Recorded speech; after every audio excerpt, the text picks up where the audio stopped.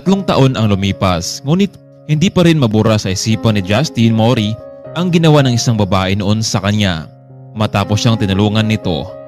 Nagtungo kasi noon itong si Justin sa Paris, France para sa isang mahalagang exhibit.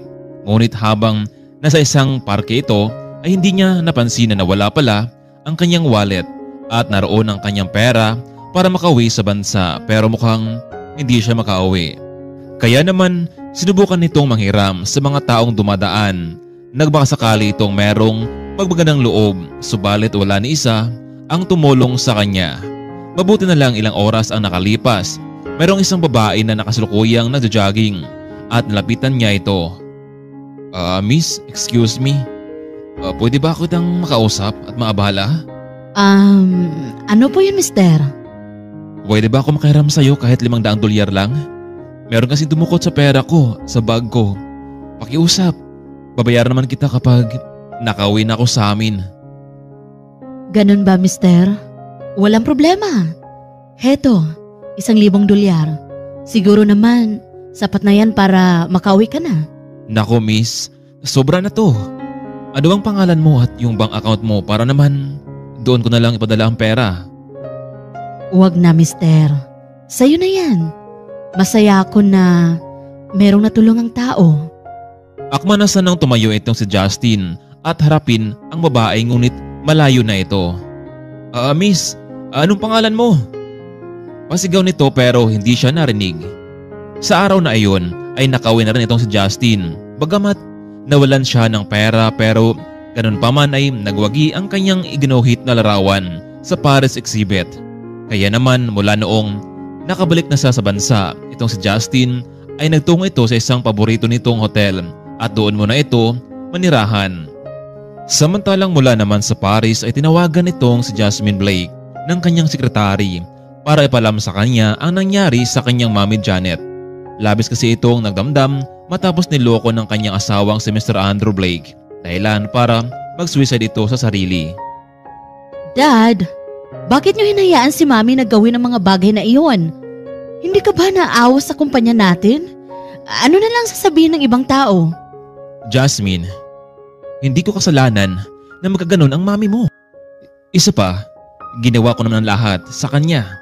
Ilang halaga ng pera ang ginastos natin pero wala eh. Sa katunayan ngayon, humihina ang kumpanya natin.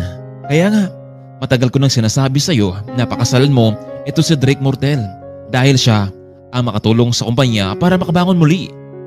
No, Dad. Gagawa ko ng paraan para muling bumangon ang kumpanya. Hindi ako aasa sa kayamanan ng lalaking iyan. Dahil sa pangyayaring iyon, hindi mo na umuwi ng bahay itong si Jasmine, bagkos ay nag-book na lamang ito ng hotel para doon muna tumira. Ngunit bago pa ito nagpahinga sa hotel ay nagtungo na ito sa isang bar ng hotel para alawin ang sarili. Gusto niyang matulog ng lasing para wala siyang maramdaman sakit, lalo na sa problema ng pamilya. Walang pumigil sa pag-inom ni Jasmine, langaw ito sa alak. Maya-maya pa dumating ang isang lalaki para pigilan na ito. Miss, lasing ka na. May kasama ka ba dito sa hotel at natawagan ko? Huwag mo akong aalahanin. Kaya ko pang sarili ko. Wala akong kasama dito dahil wala silang pakialam sa nararamdaman ko. Miss, lasing ka na yata eh.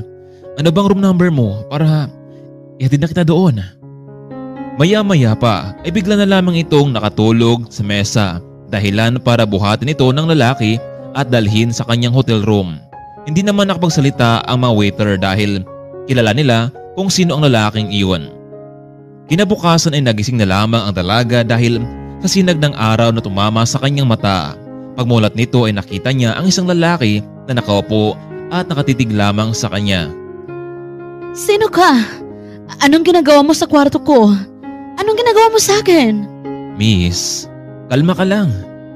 Di mo ba naalala ang ginawa natin kagabi? I mean, kung ano nangyari sa'yo, sobrang lasing ka kagabi kaya. Kaya dinala kita sa kwarto mo. At paano mo naman nalaman ang kwarto ko? Ano ka ba, miss? Madali lang naman eh. May ID ka naman.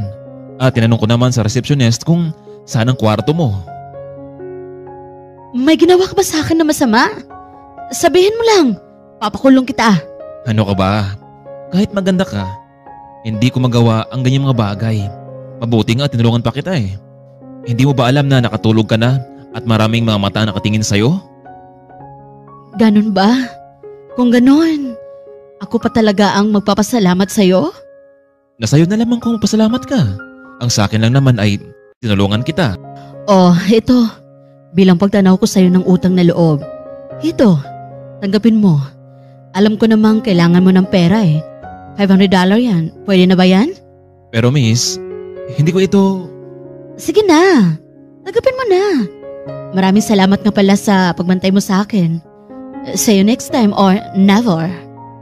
Tumayo na itong si Jasmine at agad lumabas dahil papasok na ito sa opisina kahit medyo may hangover pa ito. Samantalang naiwan naman itong si Justin sa hotel room at tinawagan nito ang kanyang assistant para ipaalam dito na nakita niya na ang babaeng nabaga ng loob sa kanya sa Paris. Nako Mr. Mori, mabuti naman kung ganun. Pero meron tayong meeting this afternoon.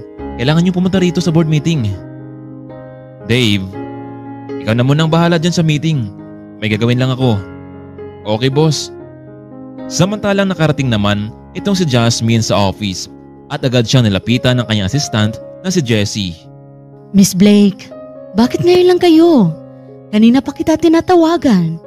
Alam mo bang nariyan sa loob ang daddy mo at si Mr. Drake para kausapin ang lahat ng board na palitan ka na sa pwesto mo? Hindi ito maaari, Jessie. Ako ang mas may karapatan dahil ako lang naman ang nag-iisang anak ni na mommy at daddy. Tara na, Miss Blake. Kailangan natin silang harapin. Excuse me, everyone? Hindi pa makapaghintay ang lahat? At talagang nagsimula na kayo ng meeting? Anak, nakapag-desisyon na ang board na kailangan ka na palitan. Pwera na lang kung magpakasal ka kay Mr. Mortel. Siya makatulong sa atin para tumaas ang ratings ng kumpanya. Bakit, Dad? Talaga bang nakakasigurado ka sa lahat kapag pinakasalan ko siya? Bigyan niyo ako ng ilang linggo para ipakita ko sa inyo na nagkamali kayo. Mr. Mortel, ano sa palagay niyo? Mr. Blake, naghintay lang naman talaga ako ng pagkakataon eh. Oo, si Jasmine kapag nangyari yun, itapos na ang problema niyo. O sige, maghintay ako na ilang linggo. I have to go dahil marami pa akong mga appointment na kailangang puntahan. Matapos umuwi nitong si Mr. Mortel ay kasunod namang umalis ang mga board members. Naku, anong gagawin natin, Miss Blake, para mapatunayan mo ang lahat? Kailangan merong kumpanya na gusto makipag-deal sa atin sa malaking halaga. Alam ko na. Balita ko, merong isang kilalang businessman sa kabilang lungsod. Maganda kung makipag-ugnayan tayo sa kanila para sakaling mag-invest sila sa kumpanya. Maya-maya pa may tumawag sa office nitong CEO. Hindi malaman ni Jasmine kung sino ito. Hello? Sino to? Miss Blake, hindi mo ba natandaan ang boss ko? Ako yung kasama mo kagabi. Ano? Paano mo nalaman ang office number ko? Siguro stalker ka, no? Anong stalker ka dyan? Tumawag ako sa'yo gamit ng phone mo. Dahil naiwan to sa hotel. Hindi mo na ba kailangan ng phone na ito? Pwedeng akin lang. No! Wait! Sige, kukunin ko ang phone ko. At saka, saan ba tayo pwede magkita? Doon sa memory construction site, naroon ako. O sige, pupunta ako doon. Kinabukasan ay maagang nagtungo itong si Jasmine sa naturang lugar. Tinawagan niya muna itong si Jessie para ipalam sa kanya na malate siya sa pagpasok sa opisina. Sa kanyang paglalakad, patungo sa site ay nabunggo niya ang isang lalaki na nakasuot ng construction uniform. Hey, ikaw na ba si Jasmine Blake? Yes, ako nga. At saka, ikaw na ba yung nakapulot ng phone ko? Oo, ako nga. So, hindi ka lang pala isang waiter, kundi isa ka pa ngayong construction worker? Napakasipag mo naman pala. So, miss, ito na nga pala ang phone mo dahil may gagawin pa ako. Wait lang, mister. Ano kaya kung sa akin ka na lang magtrabaho? Bibigyan kita ng $10,000 every month. Malaki na siguro yan para sa'yo. Magiging trabahador mo ako? Ano bang klaseng trabaho yan na ibigay mo sa akin? At gano'ng kalaki ang perang in-offer mo sa akin? Simple lang, mister. Gusto kong magpakasal ka sa akin at ipakilala kita sa mga parents ko.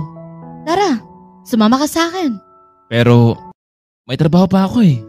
Naku, huwag mo nang alalahanin yan. Ako nang bahala sa'yo. And for the meantime, doon ka na tumira sa apartment ko. Magkasama tayo para naman kapanipaniwala ang lahat. Hindi sana papayag itong si Justin dahil marami din itong gagawin sa kumpanya. Pero dahil ang babae na ang nagyaya sa kanya, kaya naman ay pumayag na lamang ito.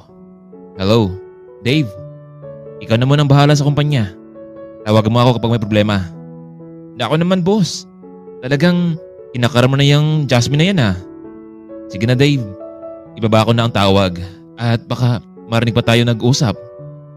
Kinabukasan naman ay nagtungo na itong sina Jasmine at Justin sa kanilang bahay para ipakilala sa kanyang ama na si Andrew Blake.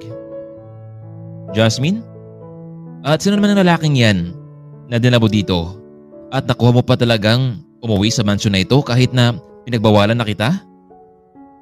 Dad, bakit hindi ako pwedeng umuwi? Samantalang bahay ko rin naman ito. Alam mo Dad, kung hindi lang nawala si Mami Janet, paniguradong hindi siya sang-ayon sa pinagagawa mo sa akin. Isa pa, nagdala ka pa ng ibang babae dito sa bahay. Bakit Jasmine? Wala na bang karapatan na magdala ng papalit sa mami mo? Mabait itong si Stella at nais kong sabihin sa iyo na siya na ang bago mong mami Stella Blake. Ano bang trabaho ng lalaking yan? Nagmamayari ba siya ng isang malaking negosyo at makatulong siya sa iyo ha, sa kumpanya? Daddy, huwag kang mag-alala. Nagsend ako ng proposal sa Mori Groups of Company. At kapag pumayag sila, malaki ang possibility na babangon ang kumpanya natin. Samantalang narinig naman ni Justin ang pinag-usapan na mag-ama. Kaya naman agad niyang tinawagan itong si Dave para i-check ang email kung dumating na nga mula kay Jasmine Blake at aprobahan ang naturang proposal.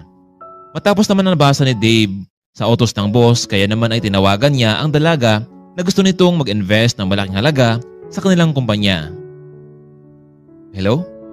Is this Miss Jasmine Blake? Yes, speaking. Sino po sila? Miss Blake, we received your email and my boss approved your proposal. Really? Sir? Yes, Miss Blake. Magpadala ko ng 10 million kahit na hindi pa kayo nakita ng boss ko. Malaki ang tiwala niya sa'yo. Ganun ba, Mr. Dave? Kung ganun, malaki ang pasalamat ko sa boss mo. Kailan kaya kami pwedeng magkita? Hayaan niyo, Miss Blake. Tatawag muli ako sa inyo kung kailan kayo pwedeng magkita ng boss ko. Medyo abala ito ngayon sa trabaho niya for the personal matters. Dad, sa wakas, natanggap na ng Mori Groups of Company ang proposal ko at kaya ko nang ibangon muli ang kumpanya natin. Siguraduhin mo lamang, Jasmine, na magiging successful yung ginagawa mo plano. Dahil kung hindi, wala ka nang magagawa pa, kundi tanggalin ka sa pwesto mo. At tungkol naman sa lalaking yan, ano ba ang matutulong niya sa'yo? Baka naman, mas lalong magiging pabigat lang sa'yo yan. Isinama naman ni Jasmine ang kanyang asawa sa kanilang kumpanya para naman mas magiging pamilyar ito sa kanya, lalo na sa mga empleyado. Jessie, ito nga pala ang asawa ko, si Justin Mori. Miss Blake, wala ba silang connection sa Mori Groups? Naku Jessie, sa tingin ko wala naman siguro. Alam mo bang nagtatrabaho siya bilang construction worker doon? At nasa mababa ang kanyang posisyon. Kaya nga sinama ko na lang siya dito Kung sa bagay Miss Blake, nakausap ko na rin ang assistant ng Mori Groups na kailangan natin ng special na meeting sa susunod na linggo. Sa ilang sandali pa, may tumawag sa phone nitong si Jasmine na pag-alaman niyang ang katiwala nila sa mansyon. Manang Karina, bakit po kayo napatawag?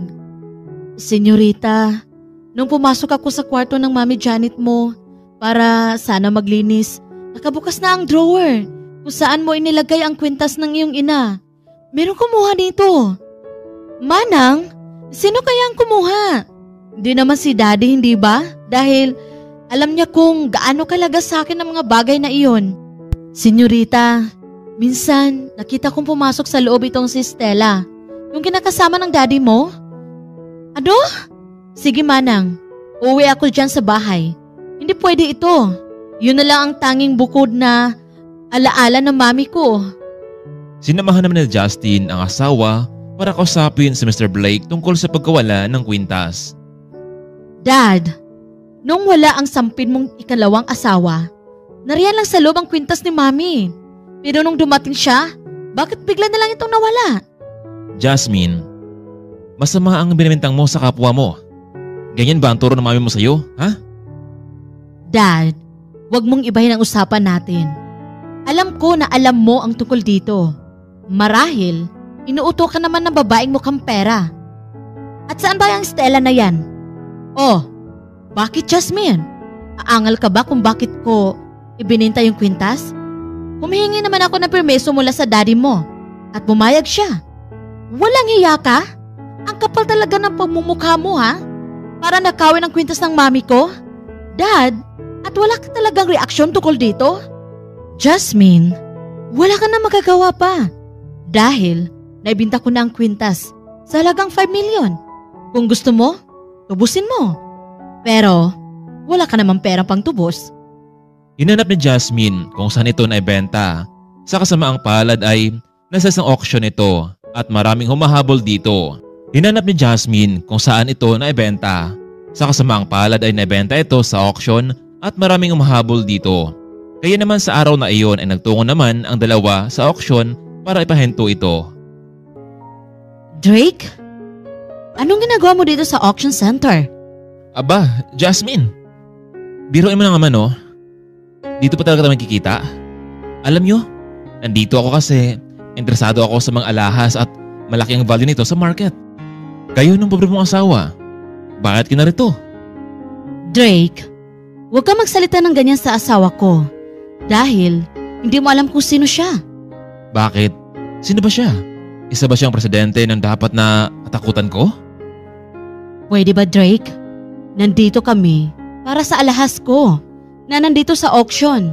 Hindi para makipag-away sa taong makitid ang pag-iisip. Ako? Sinasabihan mo makitid ang pag-iisip ko? Bakit hindi? Pinilit mo ang sarili mo kahit hindi ka naman gusto. Tara na nga Justin. Magsisimula na ang bidding. Kailangan ako ang makakuha ng alahas ni Mami na ibinenta na madrasta ko. Dahil doon ay medyo nag-init ang tingin nitong si Drake dahil sinabihan nitong makitid ang kanyang pag-iisip. Kaya naman ay sumabay ito sa kanila para sa bidding. Ladies and gentlemen, para kay Mr. Drake Mortel, 1 million. Para sa kwintas na Emerald. Nagsalita naman itong si Jasmine. Me, 1.1 million.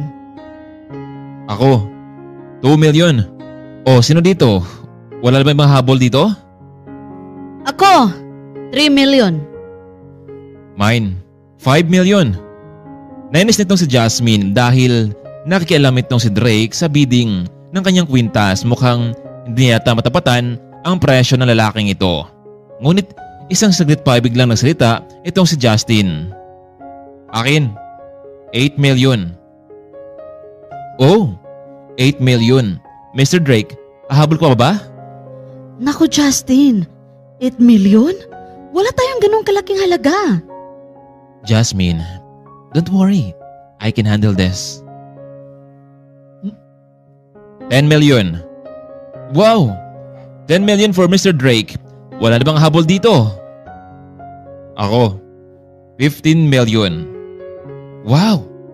15 million para sa kasama ni Jasmine Blake. Justin, ano na naman ang pumasok sa kukuti mo? Saan tayo hanap ng ganyang kalaking pera? Ladies and gentlemen, the Emerald Necklace goes to Mr. Justin. Galit na galit itong si Mr. Drake kung bakit pumapapil na naman ang lalaking ito. Kaya sa labis na pagkainis ay umalis na naman agad sa auction center. Mr. Sean, wala kaming ganong halaga. 15 million? Dapat hindi niyo kunikonsider ang sinasabi ng asawa ko. Miss Blake, nabayaran na ni Justin ang 15 million at pwede niyang uwi itong necklace. Ano? Paano? Paano siya nagkaroon ng ganong halaga? Justin, ano to? May tinatago ka ba sa akin? Sino ka ba talaga? Jasmine, pwede bang sa bahay na lang tayo mag-usap? Hindi ka ba masaya na nabawi mo na yung kwintas mo? Come on, let's celebrate. Pero Justin, sino ka ba talaga? Pinaglalaroan mo ba ako? Hay nako, o sige na nga. I tell you the truth. Naalala mo ba yung lalaki sa Paris 3 years ago na? Yung tinulungan mo ito habang nag-jogging ka? Oo, I remember. Well, that's me. Jasmine, hinanap kita noon. Pero nabigo ako. Hanggang isang gabi ay nakita tayo sa isang hotel bar. Alam bang, mula noon hindi ka na naalis sa isipan ko? Pero, paano ka nagkaroon ng 15 million, Justin? Honestly, I am the CEO and owner of Mori Group Enterprises. Yung hotel na tinitira mo, akin yun at marami pang iba. Ang ibig mong sabihin, ikaw ang may-ari ng Mori Construction at ikaw din ang nagbigay ng malaking invest sa kumpanya namin? Oh, Jasmine, ako nga. Ako ang may pakana ng lahat. Don't worry, whatever you have, it's all yours. Ang ibig mong sabihin ay isang milyonaryo ang asawa ko? That's right, babe. Kaya tutulungan kita para umangat yung kumpanya mo. Naku, maraming salamat talaga, Justin. Alam mo bang, katulad ng Emerald na ito, ang kumpanya ay tinayo talaga ni Ma'am. Pero mula noong nagloko si Dad, dahan-dahang humina ito. Oh, bakit hindi ka masaya sa ginagawa ko? Naku, kung alam mo lang, Justin, sobrang saya ko. Pero merong magpapasaya sa akin kung magiging totoo itong iniisip ko. Alam mo, parang hindi suicide ang kinamatay ni Mommy. Meron talagang nagplano nito. At yun ang gusto kong malaman, kung sino ang gumagawa nito sa kanya. Don't worry, babe. Gagawin ko ang lahat para malaman natin ang totoo. Alam mo, nasa loob lang ng pamilya ang may motibo nito eh. Pwedeng ang daddy mo or yung madrasta mo. Nasa kanilang dalawa lamang kung sino ang may pakanang lahat ng ito. Maraming salamat talaga, Justin. Alam mo, hindi talaga ako makapaniwala na ikaw ang naging asawa ko. Oo, Jasmine. Ang totoo, aminin ko sa iyo ha, na mahal kita. Noon pa man sa Paris, nung una tayong nagkita. Ganon din naman ako, Justin.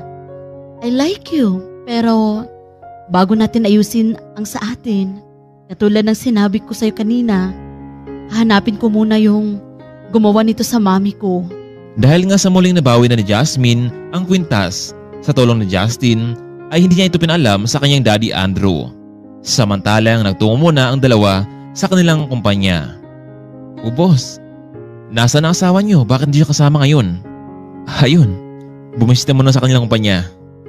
Boss, tumawag nga pala itong mami mo at pinalam niya sa'yo na uuwi siya ngayon sa bansa, pero ang sabi ko ay nasa meeting ka.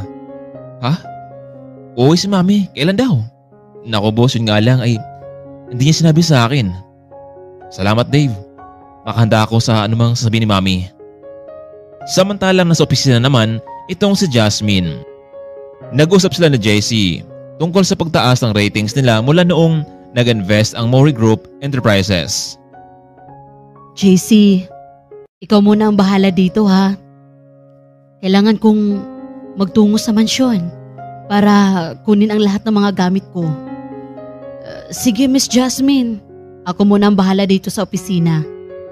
Samantalang sa di kalayuan, paglabas ng Jasmine sa opisina, hindi niya napansin na may mga armadong kalakihan na panay sunod sa kanya dahilan para siya mahuli at may sakay sa isang itim na van. Sino kayo? Anong kasalanan ko sa inyo? Miss, sumunod ka na lang sa amin kung ayaw mo masaktan. Tulong! Tulong! Tulungan niyo ako! Miss, huwag ka nang masigaw pa dyan. Miss, wala ka nang magagawa pa. Masyado ka kasing pabida. Masyado kang pakialamera. Ano? Ano bang kasalanan ko sa inyo? Sa amin wala. Pero sa boss namin, malaki. Kaya mula ngayon, magdasal ka na. Dahil hindi ka nasikatan pa ng araw. Maya-maya pa bigla siyang piniringan sa mata at tinakpan ng kanyang bibig. Hello, boss. Nakuha na namin siya. Yung pinapahanap mo. Mabuti naman kung ganon. Sige, magkita na lang tayo dito sa dating warehouse. Samantalang hindi naman inasahan ni Dave na masaksihan nito ang pangyayari. Matapos kasi nitong makipag-usap kay Jessie ang assistant nitong si Jasmine para sa agreement contract ng kumpanya. Paglabas nito ay kitang-kita niya ang mga lalaki habang nakamask ang mga ito at pinisnakay itong si Jasmine sa loob. Kaya naman agad niya itong sinundan habang tinatawagan ang kanyang boss. Boss, masamang balita. Ano yun, Dave? Yung asawa niyo, may dumukot sa kanya. Heto nga at sinusundan ko sila. Dave, makinig ka. Siguraduhin mong masundan mo ang lahat at tawagan mo ako kapag nandun ka na. Akong bahala sa mga yan. Tatawag ko ng pulis. Sige boss, susundan ko sila. Hindi naman napatumpik-tumpik pa itong si Justin. Tinawagan niya ang mga kapulisan tungkol sa pagdukot sa kanyang asawa. Samantalang nakarating naman ang mga armadong lalaki sa isang lumang warehouse na roon kasi naghintay ang kanilang boss. Madam, nandito na siya. Baka naman pwede namin siyang maarbor. Tumahimik kayo. Binabayaran ko kayo para madala ang babaeng pakialamera dito sa harapan ko. Pero huwag kayong mag-alala. Matapos ko siyang pahirapan, ibibigay ko sa inyo. Tanggalin niyo ang nakapiring sa kanyang mga mata para makita niya kung sino ako. Estela? Hayop ka? Sinasabi ko na nga ba eh. Hindi ka talaga mapagkatiwalaan. Ninakaw mo na nga ang alahas ng mami ko. At ngayon, ako na naman?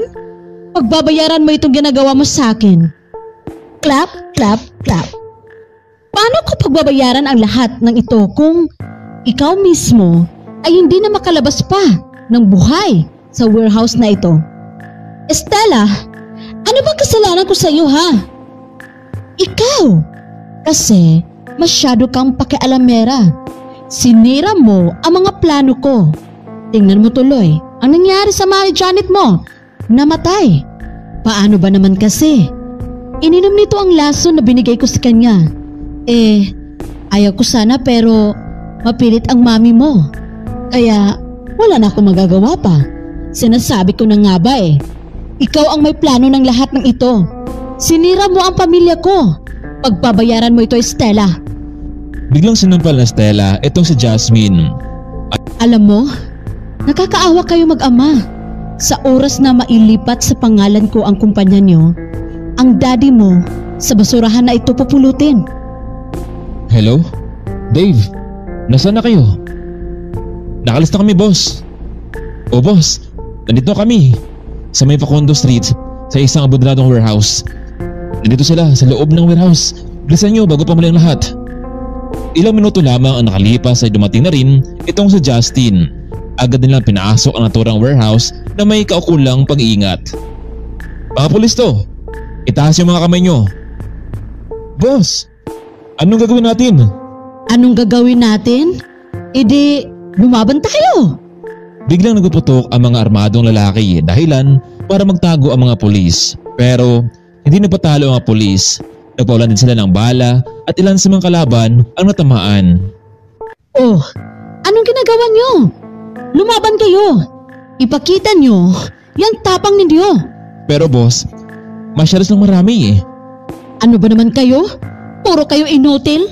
Binabayaran ko kayo para sa trabahong ito ha. Akin na yan si Jasmine. Ako na ang hawak sa kanya.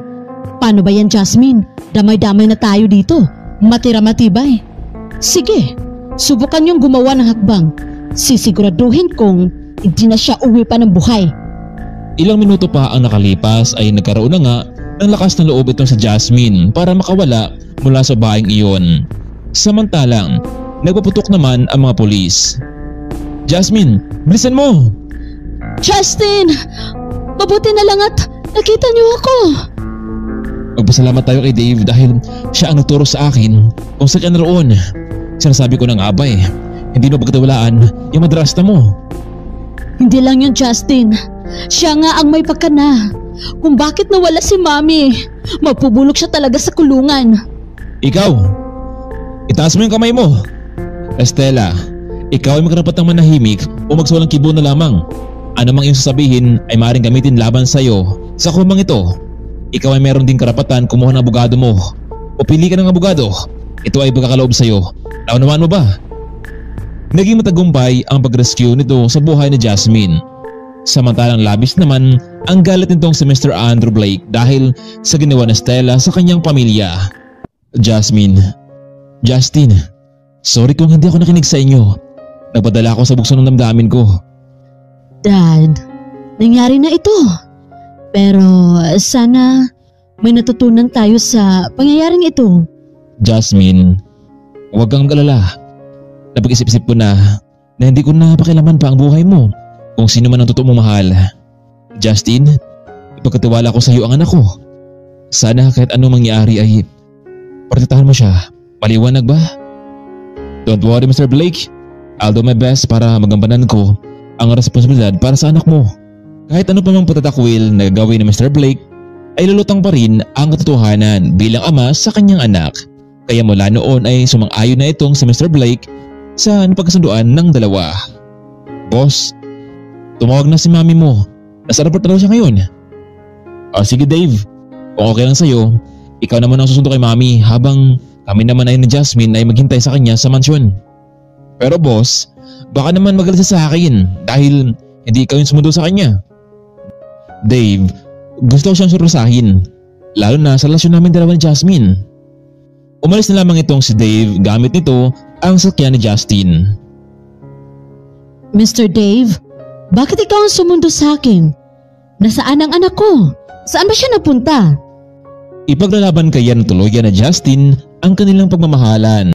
Tuloy na nga nakulong itong si Stella dahil sa kanyang ginawa sa pamilyang Blake.